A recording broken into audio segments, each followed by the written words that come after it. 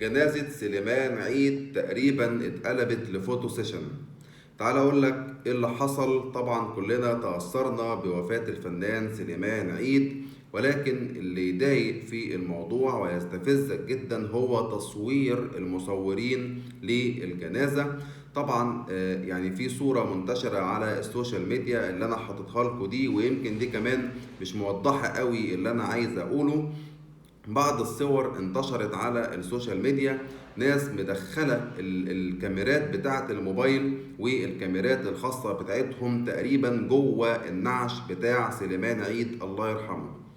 الحقيقة الموضوع مستفز جدا. أهله طبعا مش هيعرفوا يتكلموا يعني بالبلدي كده هم في إيه ولا في إيه.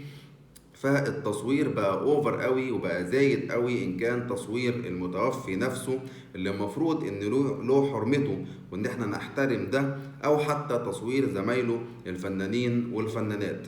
فالحقيقة أنا مش عارف لحد إمتى الموضوع ده هيفضل مستمر، وفين المسؤولين. المفروض إن يبقى فيه قانون بيحد من الموضوع ده، موضوع التصوير الأوفر بالذات في العزاء. الميت له حرمته، ما ينفعش ان احنا نصور، سواء انت اعلامي او مش اعلامي، انت صحفي او مش صحفي، ما ينفعش تصور. ولو هتصور ما يبقاش بالافوره دي.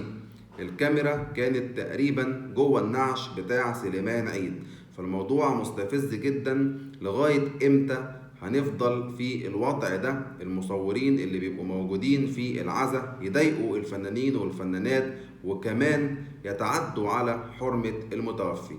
أتمنى توصلوا الفيديو ده لأكبر عدد من المسؤولين، وأتمنى نشوف بعد كده قانون أو حاجة بتحد من المواقف دي بالذات لما يكون في عزاء.